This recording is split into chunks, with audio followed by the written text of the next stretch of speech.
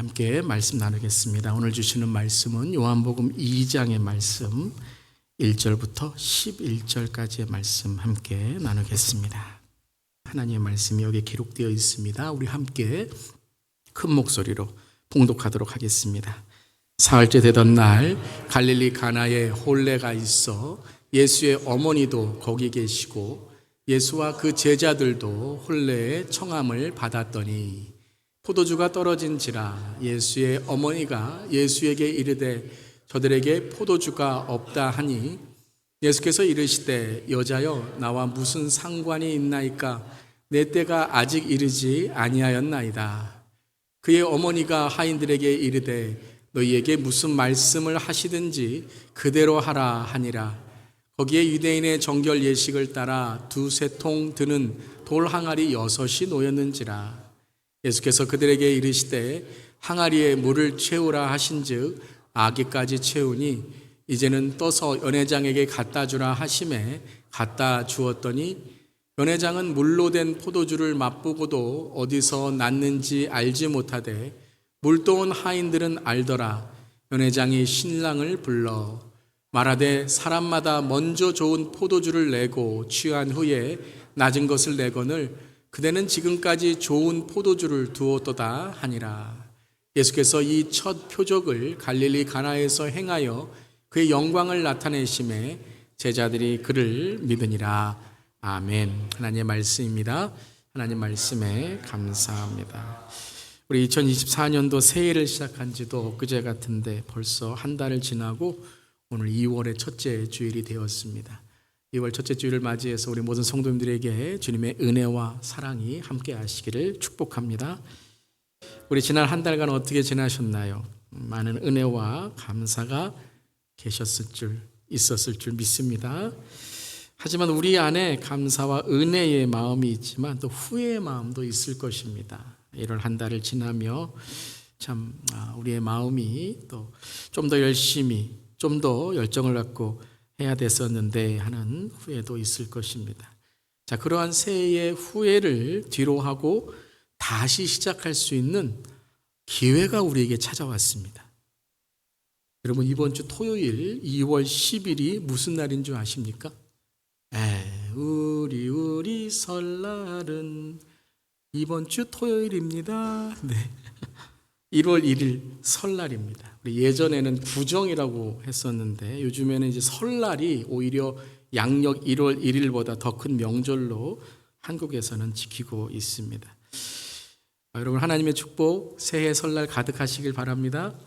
우리 한번 서로 이렇게 인사해 봤으면 좋겠습니다. 새해 설날 하나님의 축복 가득하세요. 하나님의 축복 많이 누리시고 많이 전하세요. 우리 한번 서로 우리 새해 축복 다시 한번 나눠보겠습니다. 새해 설날 하나님의 축복 가득하세요. 우리 온라인 성도님들에게도 하나님의 축복 많이 누리시고 많이 전하세요. 아멘. 아멘. 오늘 말씀의 제목은 다시 시작하는 새해의 신앙이라는 제목의 말씀입니다. 오늘 우리가 읽은 요한복음 2장의 말씀은 예수님의 첫 번째 기적의 사건이죠. 오늘 본문의 말씀은 단지 놀라운 기적의 사건만이 아니라 오늘 11절에는 표적이다라고 말씀하고 있습니다. 11절의 말씀 다시 한번 읽어보겠습니다. 예수께서 이 첫 표적을 갈릴리 가나에 행하여 그의 영광을 나타내심에 제자들이 그를 믿으니라. 아멘. 그러니까 예수님이 행하신 기적이 단순히 현상만의 기적, 미라클이 아니라 그것을 넘어서 표적, 사인이란 뜻입니다. 그러니까 무엇인가를 표시하고 이끌어주고 나타내는 역할을 하고 있다라는 것인데요. 무엇을 나타내고 어떤 목적이 있는가요? 11절에 그의 영광을 나타내시며 믿음을 주기 위한 목적이다라고 말씀하십니다. 자, 우리가 기적이라는 것을 볼 때 우리 성경적인 전체 한 3가지 정도로 우리의 신앙을 볼 때도 동일하고요. 한 3가지 정도로 우리가 볼 수 있을 것 같아요. 첫 번째는 기술이라는 거죠. 마술입니다. 허상, 그러니까 가짜를 진짜처럼 속여서 만들어내는 것입니다. 마술은 허상입니다. illusion. 마술은 기적이 아니라 기술로 만들어내는 허상, 그죠? 놀랍게 하는 것이죠. 그런데 놀랍게 하는 것만이 아니라 놀라운 일도 있습니다. 그게 기적이다라는 거죠. 현상이 우리에게 놀라게 하는 것입니다.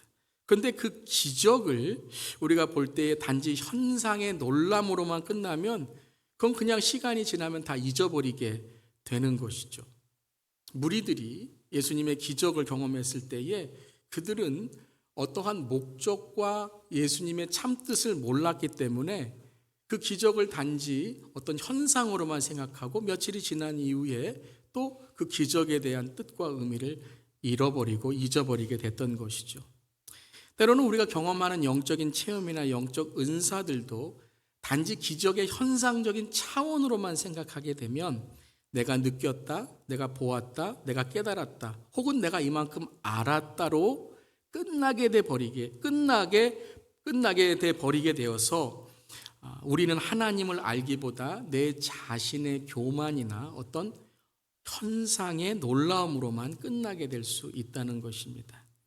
그래서 영적인 경험이나 능력이 그저 단지 기적의 차원, 내 자신의 놀라움의 차원으로 끝날 때 그것이 때론 사기로 판결이 나기도 하고 또 교만한 일이 되어서 교회를 어지럽히거나 하나님의 영광을 가리게 되는 때가 있기도 한 것입니다.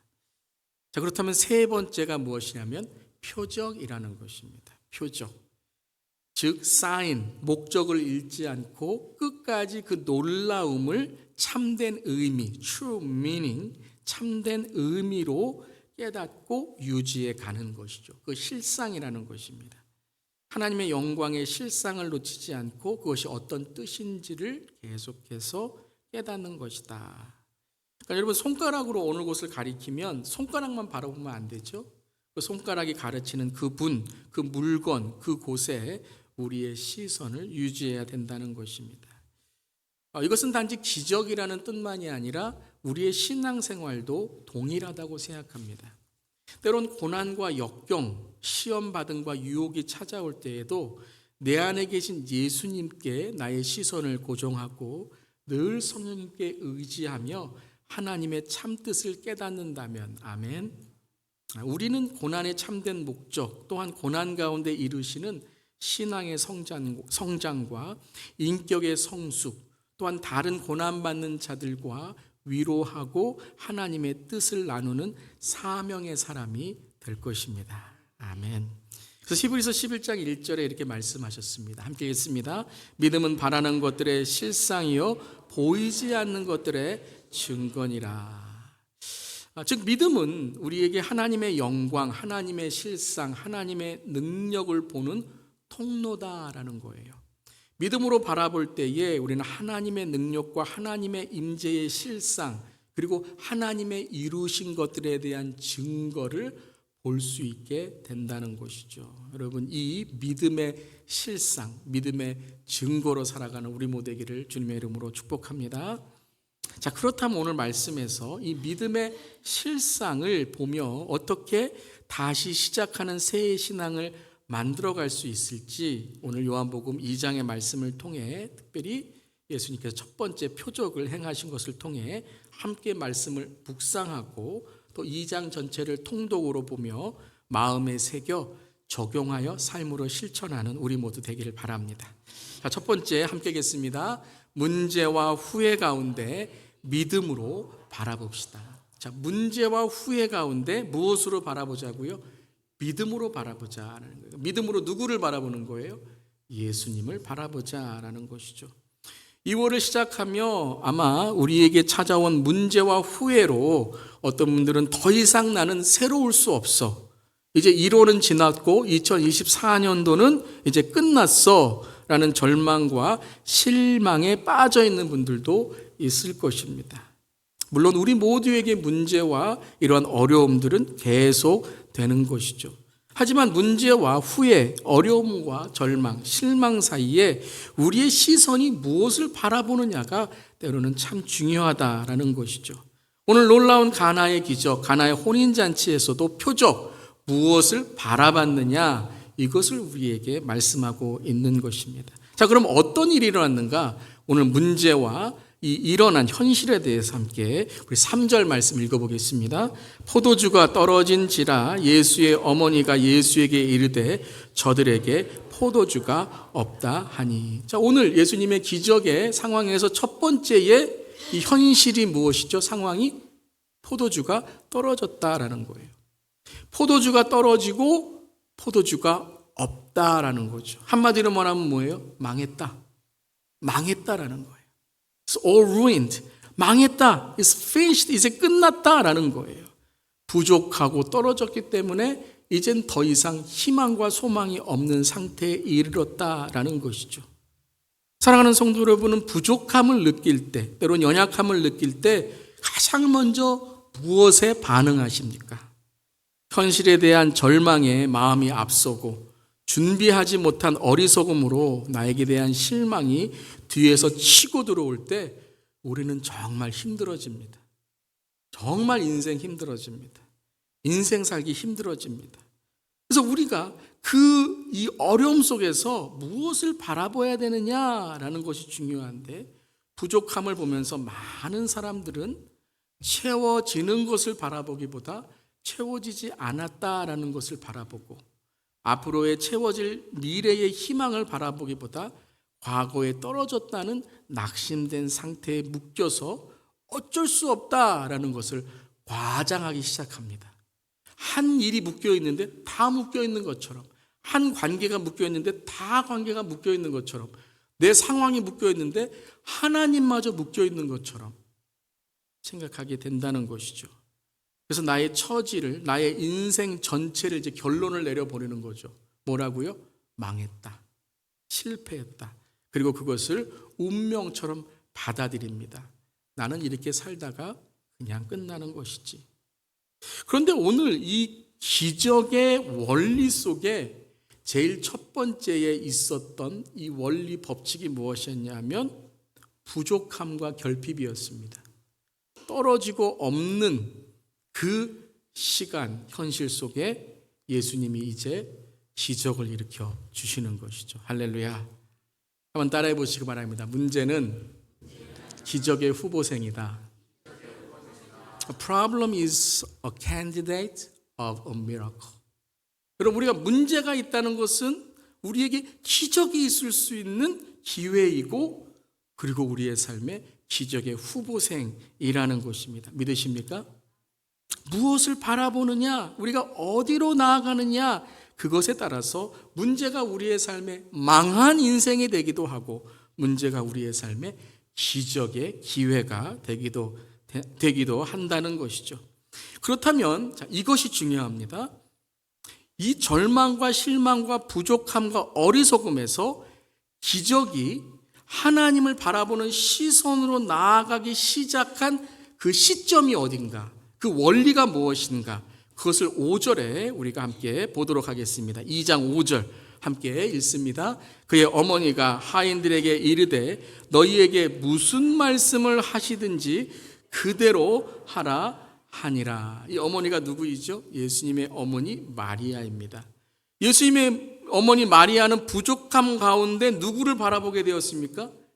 예수님을 바라보죠. 떨어지고 없다라는 것을 통해 주인한테 가서 이제 떨어졌습니다, 없습니다 라는 것이 아니라 예수님을 바라보면서 하인들에게 너에게 무슨 말씀을 하시든지 그대로 하라라고 말씀하십니다.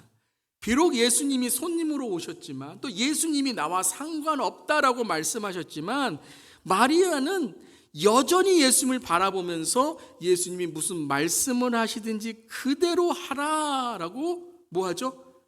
말합니다. 하나님은 부족하고 결핍이 있는 곳에, 불가능한 곳에 하나님이심을 드러내시는데, 거기에 중요한 원칙 중에 하나가 문제를 기적으로 만들고 부족의 시선을 충족의 시선으로 바꾸는 원칙은 믿음의 말입니다. 한번 따라해 보시기 바랍니다. 믿음을 말하는 한 사람이 됩시다. 여기 다 떨어졌어요. 아무것도 없어요. 포도주가 하나도 없어요. 모든 사람들이 다 없다라고 말할 때에 마리아는 믿음의 말을 하는 한 사람이 되었죠. 뭐라고요? 예수님이 하시는 대로 그대로 하라. 눈앞에 포도주가 떨어졌다는 것은 이제 혼인잔치 흥이 다 깨어져 버렸다라는 거예요. 이제는 더 이상 기쁨이 없다라는 거예요. 그런데 이제 모두 손님들도 불평하며 잔치가 끝났다라고 염려와 걱정하기 시작할 때에 마리아는 무엇을 시작합니까? 믿음의 말을 시작합니다. 여러분, 우리가 살아갈 때 참 흥을 깨는 사람들이 있어요. 흥을 깨는 한마디가 있어요. 이게 뭐야? 포도주가 없잖아. 뭐 이 잔치 준비한 사람 누구야? 뭐 이렇게 준비했어? 이 잔치 다 망했네. 잘 먹어놓고 맛이 왜 이래? 그럼 처음부터 안 드셔야죠. 여러분, 기도하시면 감사함으로 드시길 바랍니다. 그러니까 보고 이게 좀 불평할 것 같다, 기도하지 마세요. 끝나고 기도하세요. 주님, 감사하게 주시옵소서. 그런데 흥을 깨는 한마디, 흥을 깨는 사람들이 있다라는 거예요. 그리고 또 뭐합니까? 막 떠벌리죠. 없어, 다 떨어졌어. 험담하고 비방하면서 다른 사람의 흥까지 다 막아버리고 흥은 모두 사라지고 뭐만 남아요? 콧방귀의 흥, 이거만 남게 되는 거죠. 여러분, 믿음의 시선의 시작은 말입니다. 믿음의 말을 하는 사람이 믿음의 사람인 줄 믿습니다. 여러분, 우리나라 말에도 참 성경적이지 않고 부정적인 말들이 있죠. 좋은 말도 많이 있지만 그 중에 우리가 말끝마다 하는 비성경적 참 부정적인 말이 뭐죠? 죽겠네. 아니, 배고파도 죽고 배불러도 죽어요. 언제 삽니까? 말끝마다 죽겠네, 죽겠네. 행복해서도 죽고 불행해서도 죽고. 이게 뭐냐면 말끝 습관입니다. 그런데 우리는 어떻게 말해야 된다고요? 죽겠네가 아니라 좀 느리게 말해서 죽게 있네, 죽게 있네. 아멘. 근데 그 중에 부모님들이 자녀에게 말하는 참 나쁜 말들이 있어요. 뭐 제가 이 말을 한다고 좀 여러분들 이해하시길 바랍니다. 이런 말을 안 해야 된다는 것으로 제가 말하는 거예요. 썩을 자식, 망할 모, 망할 자식. 참 듣기만 해도 섬뜩섬뜩합니다. 그런데 이런 말을 들어도 아이들이 썩지 않았어요. 망하지 않는 아이들도 있어요. 그래서 어떤 목사님이 이제 예화로 말씀을 해주시는데 그 이유가 무엇일까라고 유머스럽게 말씀을 해주십니다. 아마 들으신 분도 계실 거예요. 옛날에 여러분 보면 우리 시니어 어르신분들 초등학교 1학년 입학식을 하면 유치원에서 이제 초등학교 입학식 하는 아이들이 쫙 줄을 쫙 세워놓고 그 꼬마 아이들을 줄 세워놓고 쫙 이렇게 아이들에게 입학식을 하는데 다 가슴에 뭘 달고 있어요? 어떻게 그렇게 잘 알고 계세요? 왜 달고 있죠? 네, 코 좀 흘려보셨나 보네요. 코 흘리지 말라고 손수건을 다 여기다 붙여놓으셨어요. 이게 다 핀으로 해갖고. 그러면서 코 흘리면 뭐라 그러죠? 코를 이렇게 탁 하면서 흥해, 흥해. 그래서 안 망했다는 거예요. 흥하라고 해서. 믿거나 말거나 하는 얘기지만 이 우스운 소리이지만 저는 이 예화를 생각할 때마다 말이 참 중요하구나. 새겨들어야 된다는 거예요. 어떤 가정은요, 신방하거나 방문해 보면 무슨 영적인 뭐가 있어서 그러는 게 아니라 그 가정의 말을 들어보면 그 가정의 자녀들과 부부의 마음이 어떠할지가 그려집니다. 부부가 서로 하는 말을 들어보면 서로의 마음이 어떠할지가 그려져요. 부모가 자녀에게 하는 말을 들어보면 자녀의 마음이 어떠할지가 그려져요.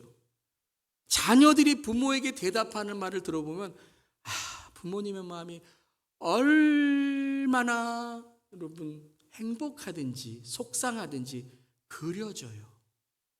말을 통해 마음이 그려져요. 여러분, 말이라는 단어 자체가 뭐죠? 마음의 글, 마음의 그림입니다. 나의 말이 상대방에게 들려질 때 우리는 우리의 마음의 말과 우리의 마음의 글과 우리의 마음의 그림을 전해주는 거예요. 그리고 우리의 말이 상대방의 마음에 글을 쓰고 그림을 그려주는 것이에요.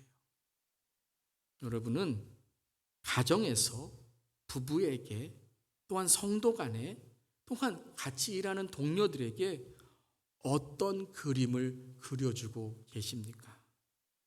어떤 분은요, 항상 까만 페인트만 들고 다니세요.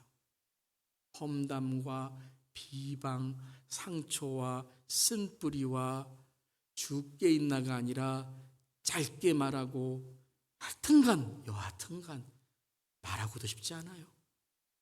섬뜩하는 말. 저분이 어떻게 저런 말이? 아니, 직분자가 혹은 어떻게 안수받은 자가 섬뜩할 때가 있다라는 거예요. 그러면서 까만 페인트를 칠하고 암흑이 되어버리는 그림을 그리는 분도 있지만 많은 분들은 그 까만 페인트 위에 아름답고 조화로운 색깔로 하나님의 아름다운 그림을 만드는 분이 많으신 줄 믿습니다. 특별히 우리 교회는 다음 세대에게 하나님의 영적인 리더를 키우는 교회이죠. 우리는 다음 세대의 마음에 어떤 그림을 그려주고 있나요? 선교적 다음 세대의 그림을, 하나님을 잘 섬기는 그림을, 말씀의 그림을, 기도의 그림을 아멘 할 때까지 할 수 있습니다. 풍부해요. 마지막 때 영적인 도전의 좌우로 치우치지 않는 말씀의 여호수아의 세대를 그릴 수 있는 우리 모두 되기를 바랍니다. 어렸을 때부터 하나님의 영감의 말씀인 성경을 가르치고 영적인 리더로 세워지는 디모데 세대의 다음 세대를 그리는 우리 교회 되기를 간절히 기도합니다. 첫 번째는 믿음의 말이었다라는 거예요. 그 믿음의 말을 하는 한 사람을 통해서 새로움의 하나님의 역사하심이 이루어졌다라는 것이죠. 자, 두 번째 함께 읽겠습니다. 문제와 후회 가운데 순종으로 나아갑시다. 첫 번째는 말이었어요. 두 번째는 행동이죠. 첫 번째는 알미였다면 두 번째는 삶, 실천으로 나아가는 것입니다. 우리 7절과 8절 함께 읽겠습니다. 예수께서 그들에게 이르시되 항아리에 물을 채우라 하신즉 아기까지 채우니 이제는 떠서 연회장에게 갖다 주라 하심에 갖다 주었더니. 자, 이 말씀을 여러분 한번 묵상해 보시길 바랍니다. 묵상이 뭐라고요? 여러 번 읽고 한 단어를 연결해서 무엇이 공통점이 있는지를 깨닫는 것입니다. 그럼 이 말씀에 요한이 이 말씀에 하나님의 영광을 받고 쓸 때에 강조하는 구절들이 있는 것이죠. 단어들이 있는 것이죠. 그게 동일한 단어를 씁니다. 물을 채우라 하니 아기까지 채웠다. 갖다 주라 하니 갖다 주었다라는 거예요. 한마디로 무엇이죠? 순종했다. 다시 말하면 하인들의 주인이 바뀌었다라는 거예요.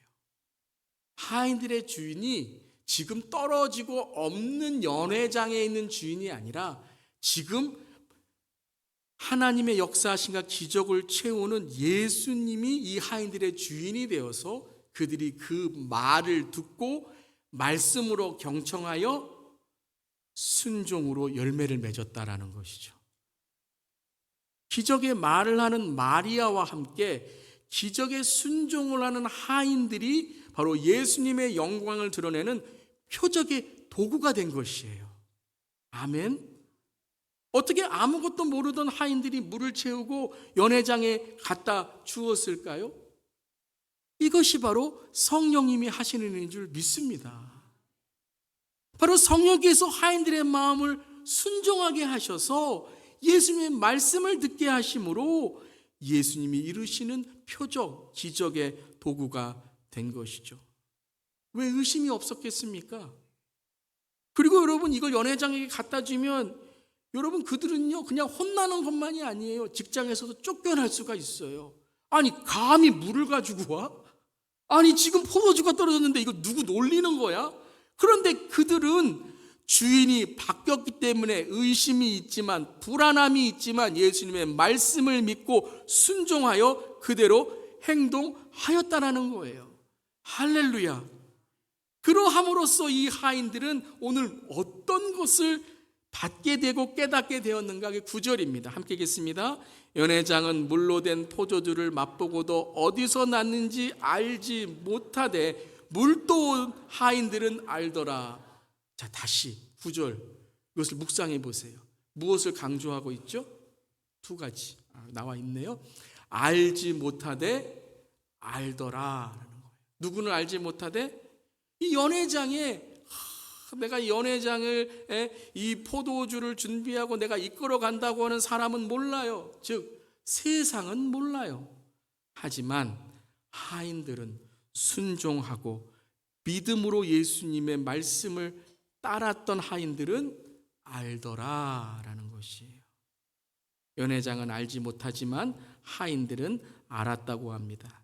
이 알았다는 것은 단지 물이 포도주가 된 것만을 안 것이 아니라 예수님이 이 기적을 행했다는 것을 하인들은 알더라라는 거예요. 어떤 기적이에요? 단순히 현상만이 아니라 그들에게 이 질이 바뀌었잖아요.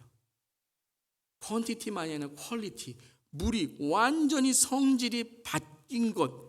이 하인들은요, 놀라운 예수님의 이 기적과 표적을 경험함으로 의심과 불안이 이제 무엇으로 바뀌었어요? 기쁨과 환희로 바뀌었다라는 것이에요. 할렐루야. 우리가 예수님을 알고 예수님께 순종할 때에 우리의 근본적인 기쁨의 실상이 바뀌고 예수님 안에 천국과 영생의 기쁨이 있는 줄 믿습니다. 문제와 후회 가운데 예수님께 나온 마리아는 믿음의 말을 했습니다. 예수님의 말에 순종한 하인들은 세상에서 맛볼 수 없었던 가장 큰 기쁨과 기적을 경험할 수 있었던 것입니다. 예수님은 무엇을 사용하셨습니까? 사람이 아니에요. 믿음을 사용하신 줄 믿습니다. 예수님이 사용하시면 사람만이 아니라 물건도, 나귀의 동물도 하나님의 기적을 이루는 도구가 될 줄 믿습니다. 여러분은 이것을 아십니까? 예수님을 아십니까? 예수님을 영접하셨습니까? 여러분 안에 예수님을 모시고 계십니까? 예수님과 동행하고 계십니까? 천국과 지옥을 알고 다시 오시는 예수 그리스도를 준비하고 계십니까? 세상은 모르고 세상은 방황하지만 우리는 다시 한번 예수님께 나와 믿음의 말을 하고 믿음의 순종을 함으로 주님의 복음을 전하는 우리 모두에게를 주님의 이름으로 축복합니다. 여러분, 어떻게 우리가 이렇게 예배드릴 수 있어요? 내가 어떻게 오늘 이 아침에, 일요일 아침에 잠 좋아하는 내가, 오늘 놀러 갈 때가 많은 내가 오늘 이렇게 주님을 예배하고 주님을 섬기고 찬양하며 손을 들고 주님의 놀라우심을 감격하며 우리가 주님께 감사할 수 있을까요? 바로 무엇이에요?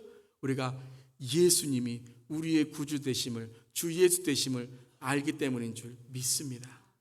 제 찬송가 442장에 저 장미꽃 위에 이슬이라는 찬양이 있어요. 이 찬송가 후렴에 이렇게 찬양하고 있죠. 주님 나와 동행을 하면서 나를 친구 삼으셨네. 우리 서로 받은 그 기쁨은 알 사람이 없도다. 아멘. 주님과 함께하는 우리의 기쁨은 알 사람이 없도다.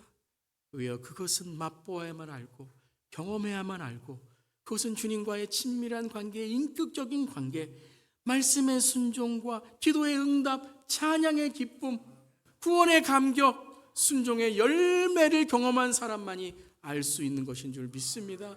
때문에 오늘 이 아침에 우리는 예배드리고 주님께 경배하고 주님께서 주신 그 은혜에 감사하며 감격할 수 있는 줄 믿습니다.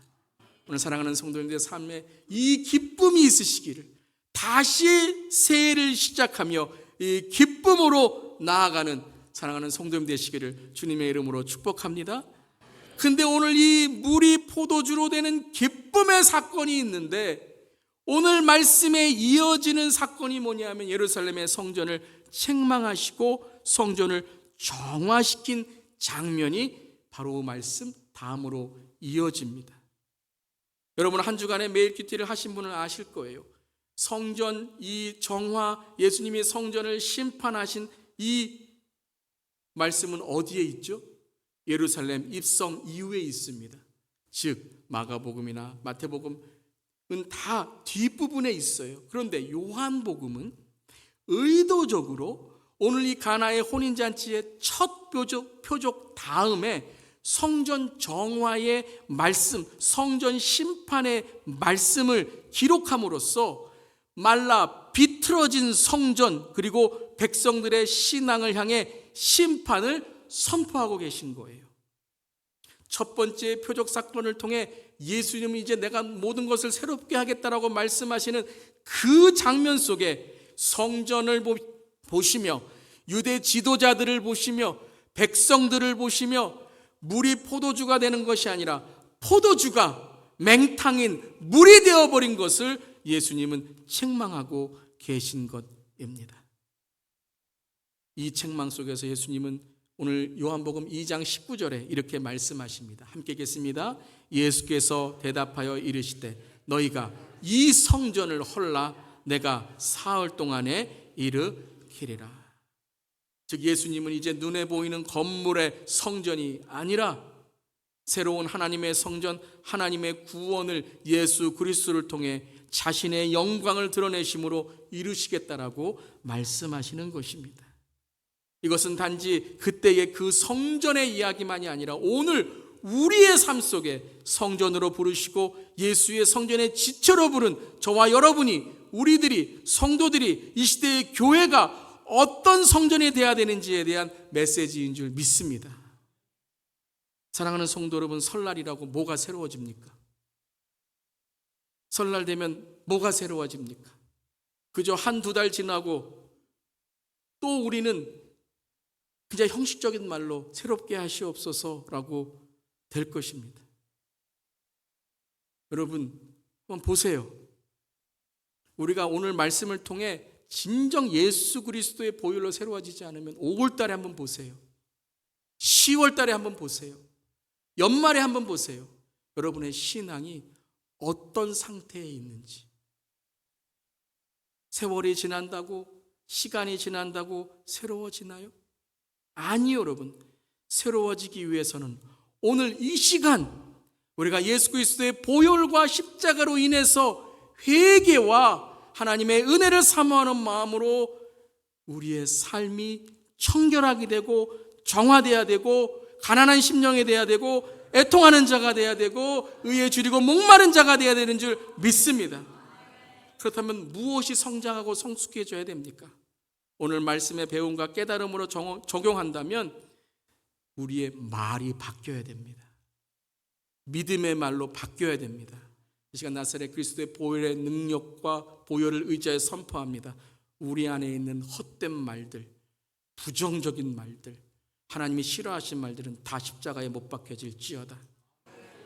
말이 변하지 않으면 인격은 절대 변하지 않습니다. 인격의 변화는 말의 변화부터 시작합니다. 단지 기술적인 아부의 말 할 수 있습니다.